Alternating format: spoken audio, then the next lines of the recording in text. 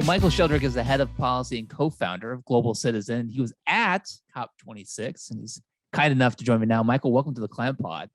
Thanks for having me, Brock.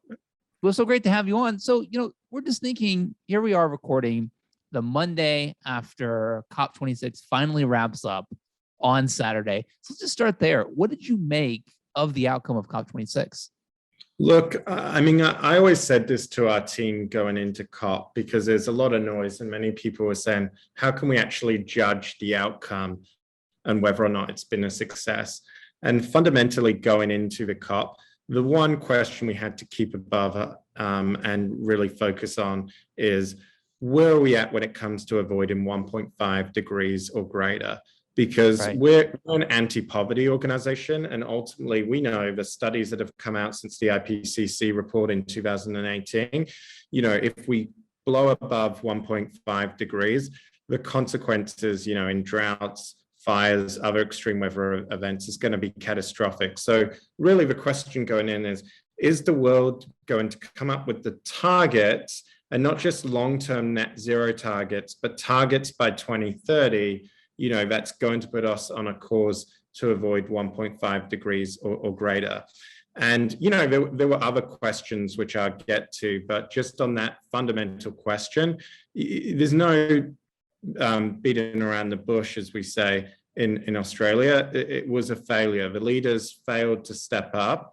When you look at the targets in place for 2030, and some countries revised upwards, most notably the US, of course, this year, and other countries, notably even India, surprised by saying, okay, we're gonna have 50% renewable by 2030, but other countries like Australia didn't revise their targets. And so at the moment, the Climate Action Tracker says that we're on track for, assuming all those pledges are made by 2030 are kept, we're on track for 2.4 degrees, which, would just be catastrophic. You look at countries like Barbados, and the Prime Minister gave probably one of the most significant speeches throughout the conference. Very clearly, this is existential for many countries. But beyond, that idea of keeping temperatures at 1.5 degrees, one of the other critical questions we were looking at as an anti-poverty organization was, will the developed world keep their promises that they made over a decade ago? And they said that they would commit $100 billion annually to developing countries to help them mitigate and adapt. And that promise hasn't been kept. It was meant to be delivered upon last year. Coming out of COP, it looks like we're going to get there by 2023. But people say, okay, it's $100 billion. In the grand scheme of things, it's not that much. But therein lies the point. Okay, it's not that much. The US military budget is $700 billion.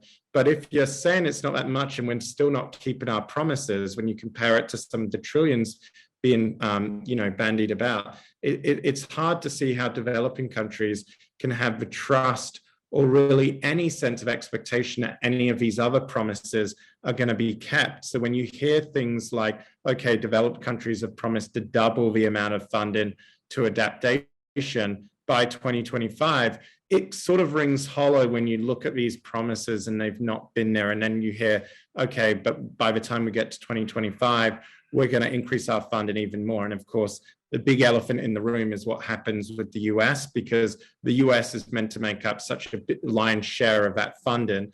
And of course, didn't contribute anything under the previous administration. Right. So, the first category, 1.5 degrees, we failed. The second question around when it came to financing and support for developing countries, we failed. And related to that, there was a point made by many of the activists from developing countries saying, look, we can't just talk about mitigation and we can't talk about adaptation. I think one of the quotes that I took away was, and I'll read it out to you, Ugandan climate activist Vanessa Nakate, who said last week, finance for adaptation is critical, but for many of us in vulnerable countries, adapting to climate change is no longer enough. You Right. cannot adapt to starvation. You cannot adapt to extinction. You cannot adapt to lost culture and heritage. And I think what she's saying there is really referring to the loss and damage, this term you might have heard that got a fair bit of attention. And it's basically saying, what about the damage we're already facing from climate change? What about the things which frankly will be lost forever?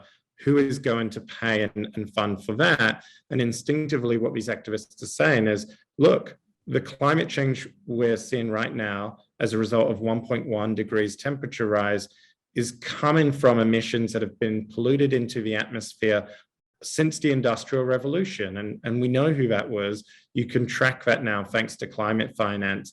And again, other than the commitment to form a working group, there was no real breakthrough on this topic. And so I think when you look at it in these categories, you know, broad stretches, top line, you can talk about, yes, there were commitments on methane. You can talk about India's surprise and net zero commitment. There were some meaningful commitments. You know, it certainly, you know, was a step forward.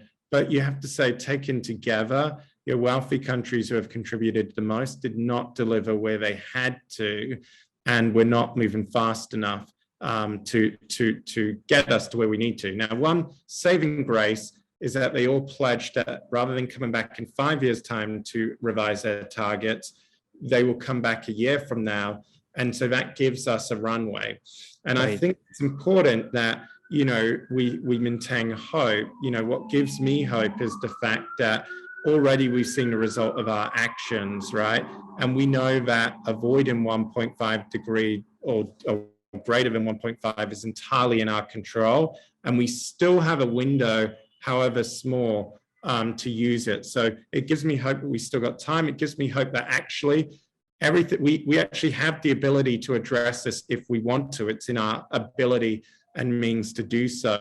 The question is, will we? And I think that's what many of us coming away from the space is thinking long and hard about where we go next in terms of how we continue to find new ways to advocate, campaign, and frankly, build new platforms to have these conversations on these issues.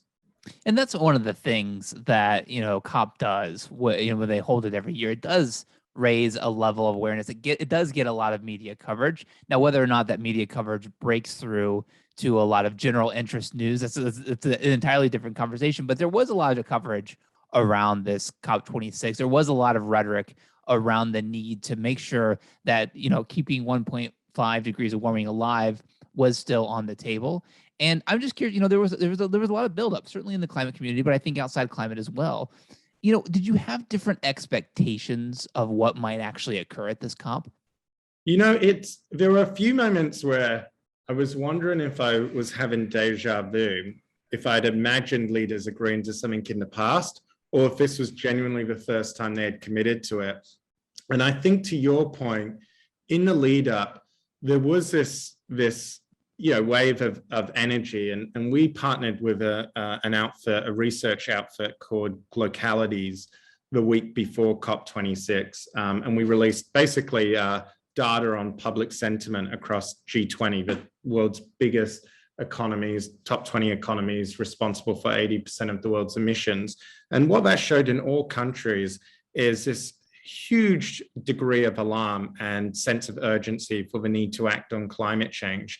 And, you know, I think this has really come to the fore since the 2018 UNFCCC report. I think many of the extreme weather events, you know, the fact things are starting to go weird, people have said, in our weather systems, you know, the fact that even here in America amongst young people, this is such a heightened issue, even if we remain in such a polarized state, you know, that you see this awareness of what needs to be done. And so when you hear leaders like, you know, the US and the US and China putting out a statement saying we're aligned around 1.5 degrees, you know, you're kind of thinking, gee, I guess they hadn't already done that before. Yeah. You know, all of the citizens, you know, were aware of that. And I think maybe we just forgot that actually our leaders, you know, were a step behind us and we're playing catch up. And so there was a sense coming out of the summit that okay, well, it's good now that we're all on the same page and our leaders are on the same page as where a majority of our citizens seem to be. At least that's what the data tells us. So now what are we gonna do about it? And I think at the least you can say that consensus, even going back to over a decade ago, when we was at Copenhagen and others, there seemed to be this resistance. People were talking about the absence of any explicit recognition of fossil fuels and fossil fuel subsidies, or coal, for instance. Now, it wasn't what people wanted, but they were mentioned for the first time, and you had that acknowledgement that actually we need to eventually phase down, if not phase out, the use of coal and fossil fuel subsidies. And I think those of us in the climate community, I think we forget that actually what we've campaigned on, and is so obvious, it's only now that we seem to have gotten these consensus. So in some ways, the fact we've got that explicit reference, gives us a building block. The more optimistic people will say, look, it doesn't really matter. This is all headed in one trajectory and the era of coal is over. But I certainly don't discount, the hard work that went into that from many of the advocates, the campaigners, and frankly, loss and damage, even again, if we didn't get what the developing countries and many in the community had campaigned for, that awareness, that hold on, we're talking about this problem as if it's still on the horizon, but it's actually here. We're seeing the impacts. And we actually have to do something about it. And those who contributed need to take some fair share of responsibility in doing that. So there was this sense of a shift in consensus. If it felt, I say deja vu in the sense that we talk about these things so often. It felt that the consensus was starting around the bare minimum, the basic. Yeah, I feel like there's, certainly with, target temperatures, target goals, there's this thing that happens where people, first you start off with political pledges and rhetoric, and then that makes people aware of what is possible and the tools that are available to them. And certainly I think that has happened with the 1.5 goal over the last decade plus. More people will realize, oh, this is what we could do to actually achieve something like that. And here is what the difference is between a 1.5 increase and a 2-degree increase, right? And I think that has really opened people's eyes to the importance of that. And that's meant something. I don't know exactly what it will actually turn into on the global scale, but I think about that for financing for developing countries as well. I mean, I'm going to get the number wrong because I don't have it right in front of me, but I feel like the IPCC is remarkable. Something like there needs to be something like $2.4 trillion in financing for developing countries. That $100 billion alone doesn't even meet what science would recommend, right? How do you think we raise awareness now that COP26 is over to get finance to more developing countries in between now and the next COP? Well, look, I mean, I think two things. When you talk about raise awareness, and again, it might sound a bit cliche, but one of the best things we can do is actually talk and have these conversations. One of the books I sort of read during the COP26, listened to, was a wonderful book by Professor Katharine Hayhoe. Saving Us. I sort of had that on when I couldn't sleep at night or wanted something refreshing, but I actually, fiddlingly enough, finished the final chapter on the way to the airport last night to fly home. And she makes the point that, look, we can't forget that. I think she points out, in certain communities in America or others, it's 12% of people who are talking about climate change at any one time. And I think we've made a lot of progress. There certainly seems to be a lot more discussion, but clearly we've got more work to do if we want this to become a critical tipping point. I think we were on the way there, and then the pandemic sort of disrupted it. And we went backwards a bit in terms of putting this back on the agenda. And there was something very telling. On the first day of the summit, when I was lined up, and you had these thousands of people, and it was a lot. It was overwhelming, to be honest. And I was scrolling on Twitter, and I came across looking at what everyone else was saying, and one of the activists I came across said, look, we're all here and we're all competing for the same platform to have our say. And, you know, someone replied and said, well, this is why I spend more time speaking to climate change, speaking to Rotary clubs and other groups about climate change. We need to build new platforms. And I think from our perspective at Global Citizen, if we've tried to do anything, it's to actually say, okay, let's build new platforms to have these conversations, engage aspects of the community that wouldn't otherwise have been engaged, and not just to talk about climate change, but to actually take the idea that there is this notion of climate justice, and what does that actually mean here, and to say, well, the rich world, you know, we were able to increase our lifestyles, our living standards, our health, you know, our prosperity off the back of fossil fuels, right? And it's just simply the reality that pathway isn't open to the rest of the world, right? Who, many of whom are already seeing the impacts of the climate change that our use of fossil fuels has caused. And I think when you unpack it like that, you know, you can then try and see why, okay, this is why these countries are very frustrated. This is why, you know, diplomats from India will take, I think, a little bit of, you know, raised eyebrows when they say, hold on, you're expecting me to come here and make these bold commitments, but you haven't delivered on your pledges. What about the development of my people? I've been told I have to do this, and we will do something because frankly, we have to for the greater good. But where is the support for you know, developing countries? And you can already see the media narrative playing out right now, you know? No, you can. And I do think the idea that we get to net zero and solve climate change, and we do have to understand that we're not all starting from the same wavelength.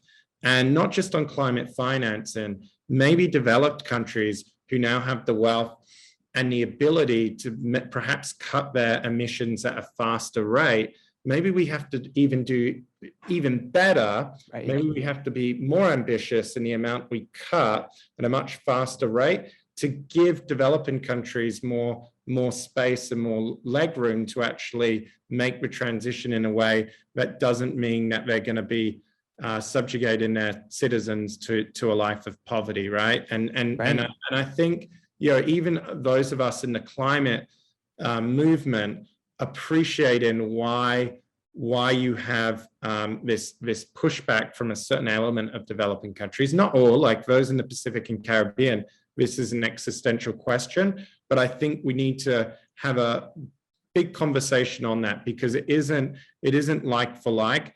Not all of us, and the responsibility isn't shared and equal, and not all of us have the same resources, frankly, to transition to a low carbon economy. So that support needs to be there.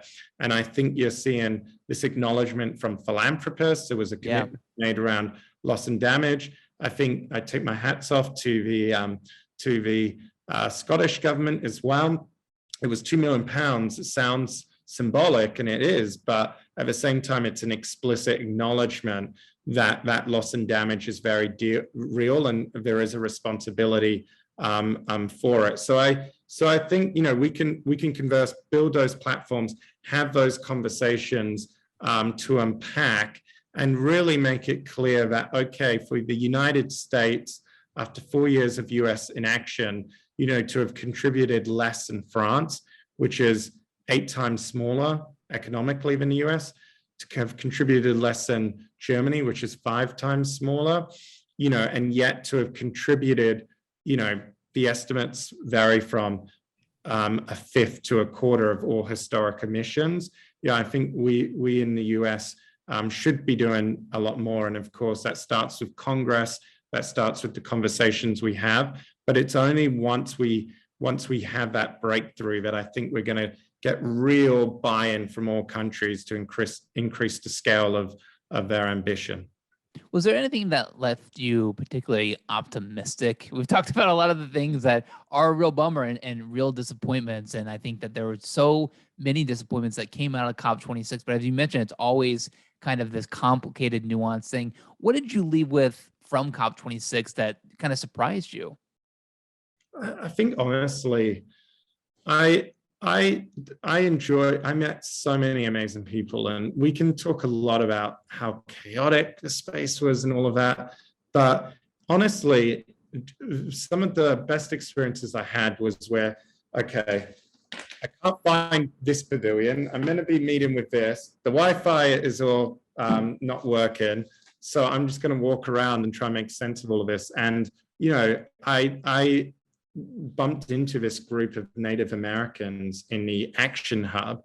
And, I think a lot is often spoken about Indigenous communities and about how they need help to adapt to the impacts and their role in illegal logging in places like Brazil and Indonesia.